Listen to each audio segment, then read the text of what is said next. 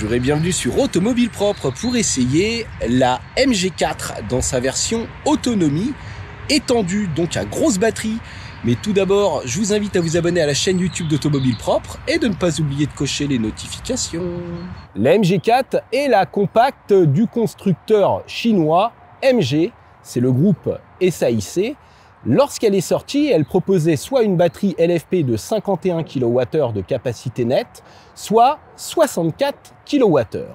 Dans cette version autonomie étendue, pour ne pas dire grande autonomie, elle profite d'une batterie plus grosse qui offre 77 kWh de capacité nette utile. Cette batterie est associée à un moteur situé à l'arrière, c'est toujours une propulsion qui va offrir 245 chevaux, car qui dit plus grosse batterie, dit plus de jus dans le moteur et donc un peu plus de puissance. Donc on gagne une quarantaine de chevaux supplémentaires, mais surtout beaucoup plus de couple, puisque là on a 350 Nm contre 250 sur la version 64 kWh.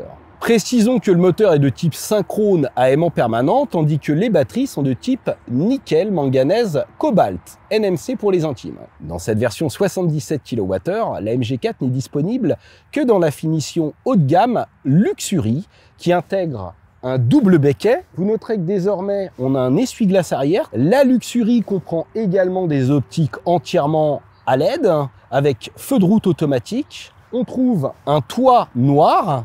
Notons par ailleurs que notre modèle d'essai se part d'une magnifique peinture orange facturée 650 €.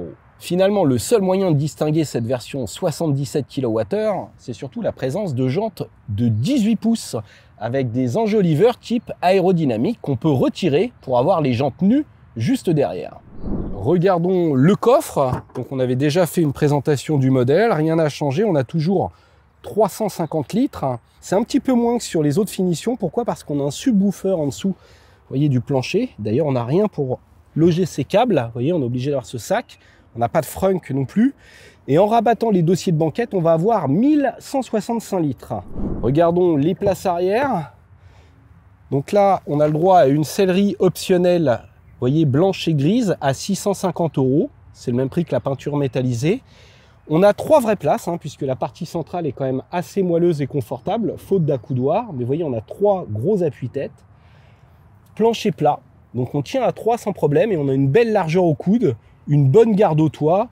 Bref, une excellente habitabilité. Vous voyez les portières avec des grandes vitres surteintées. Allez, on s'installe à l'avant et on découvre cette sellerie bien dessinée avec, vous voyez, des réglages électriques côté conducteur. Malheureusement, on ne peut pas régler l'inclinaison de l'assise. C'est uniquement comme ça ou en hauteur classique. Et le passager, quant à lui, est puni parce qu'il n'a ni réglage électrique, ni réglage en hauteur, même manuel. Ça, c'est dommage. Côté finition, c'est correct. Vous voyez, au niveau des joints, c'est doublé. Maintenant, il y a quelques petits détails comme ici, vous voyez, ces soudures qui sont pas très jolies et visibles depuis l'intérieur. Mais globalement, la qualité de fabrication est tout à fait correcte par rapport au tarif. C'est toujours pareil. Vous voyez qu'on a des matériaux rembourrés sur le dessus de la planche de bord.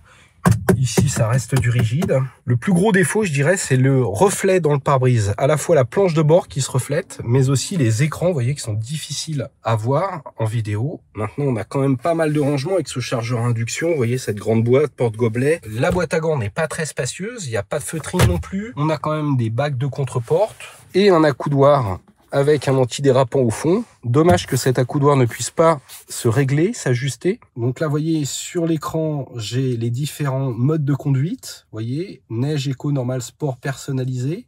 Quand j'appuie sur personnaliser, je peux régler le niveau de puissance, l'assistance de direction, la force exercée sur la pédale de frein et la récupération d'énergie. Donc on va avoir faible, moyen, fort, adaptatif. Et quand je vais ici, conduite en one pédale, donc ça c'est bien, ça fait partie des dernières mises à jour. Là, on trouve un système de navigation assez basique. Vous voyez, c'est pas d'une fluidité extrême et on n'a pas de planificateur intégré. En revanche, on a un système qui permet de préchauffer sa batterie, de la préconditionner. Vous voyez, c'est ici, chauffage intelligent de la batterie.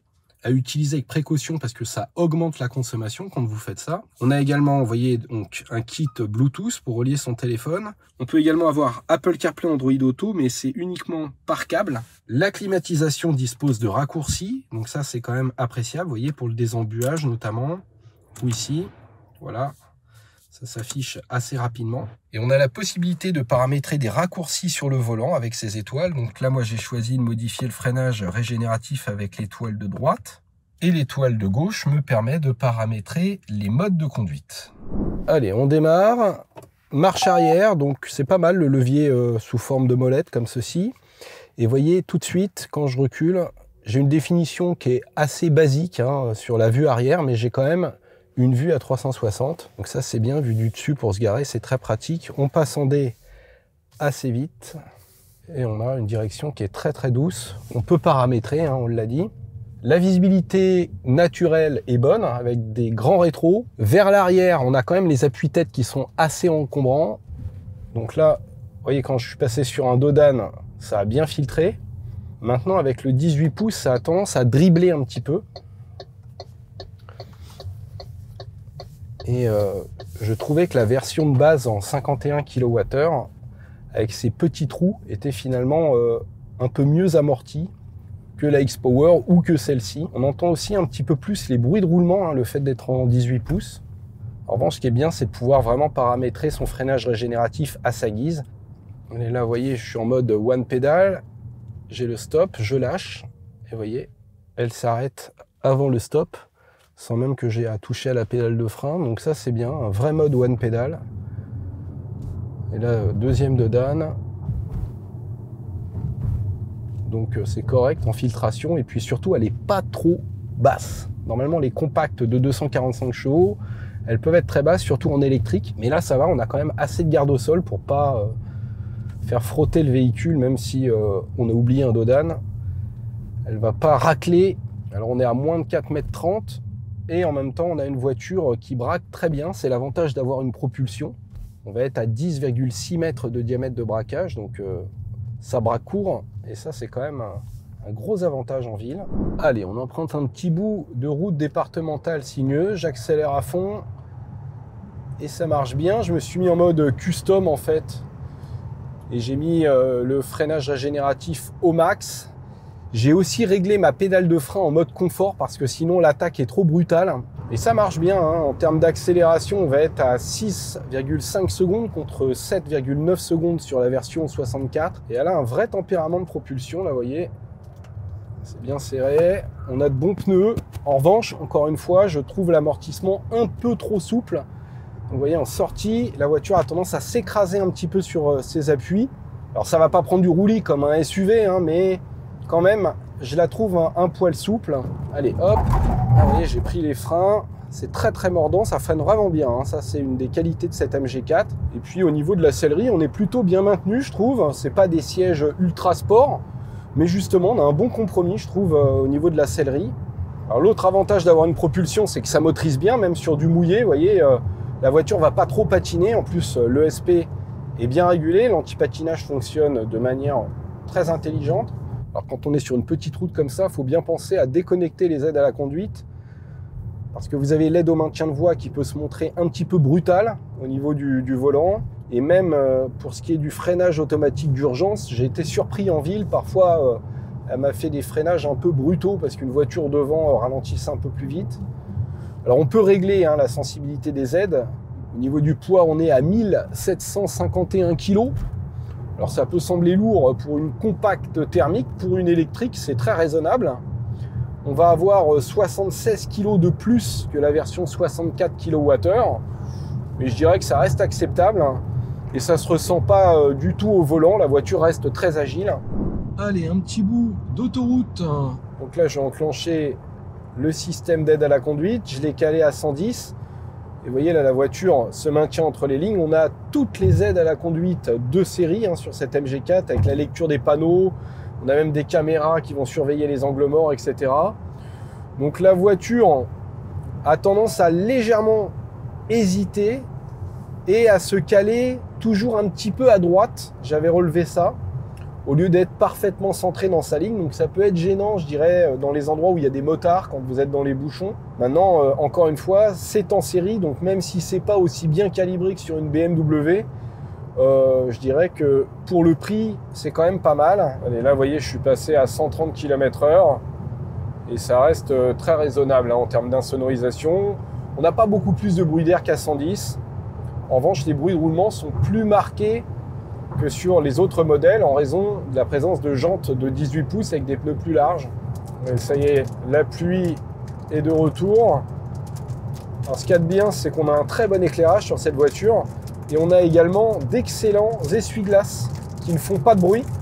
Alors, en termes de vitesse de pointe, elle est donnée pour 180 km/h. C'est un peu plus que les versions 64.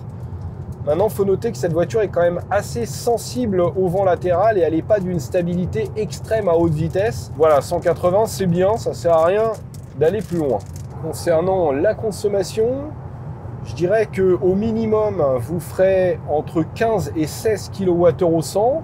Moi, j'ai fait un peu plus de 15 en roulant en ville, sagement, en mode éco, etc. Ce qui permet de faire entre 480 et 500 km, donc c'est bien, hein, ça fait un bon rayon d'action. Sur autoroute à 130, ça pourra monter jusqu'à 27 kWh au 100, et là, auquel cas, vous serez limité à 280 km d'autonomie. Maintenant, vous pourrez dépasser les 300 avec des portions à 110, hein. Il y a une grosse différence entre 130 et 110 en termes de consommation sur les véhicules électriques. Ce qui est pas mal quand même, hein, 300 km d'autoroute, c'est une bonne moyenne. C'est l'avantage d'avoir une grosse batterie. Maintenant, on va aller voir comment ça charge, si ça charge assez vite. Et nous voici sur une borne de charge rapide en courant continu, donc des bornes qui peuvent délivrer jusqu'à 300 kW de puissance. Et notre MG4, elle n'accepte que 144 de puissance maxi en pic. En début de charge, je les ai presque atteints d'ailleurs, vous voyez, en arrivant à 10% à la borne. Et globalement, on va récupérer 100 km pour 10 minutes d'attente. Donc on devrait pouvoir faire un plein de 10 à 80% en environ 30 minutes. Sur la fiche technique, ils annoncent 38 minutes. Mais depuis début mai, ils ont fait une mise à jour pour améliorer la courbe de charge. Et en courant alternatif, notre MG4 reçoit un chargeur embarqué de 11 kW. Ça, c'est pas mal, ça permettra de faire le plein en environ 7 heures. Reste plus qu'à parler du tarif de cette MG4 77 kWh qui est affiché à 39 490 €.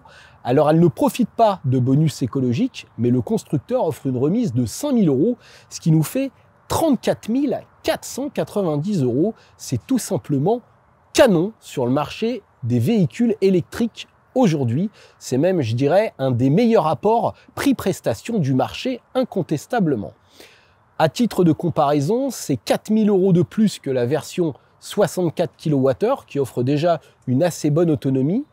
Et vous avez le modèle d'entrée de gamme en batterie LFP, lithium fer phosphate, de 51 kWh seulement, mais qui répondra à la plupart des usages quotidiens et qui, lui, est accessible à partir de 24 990 €. À cela s'ajoute une garantie 7 ans ou 150 000 km. Autant vous dire que personne actuellement ne fait mieux. J'espère que cette vidéo vous a plu. Je vous invite à vous abonner à la chaîne YouTube d'Automobile Propre et je vous dis à très bientôt. Ciao!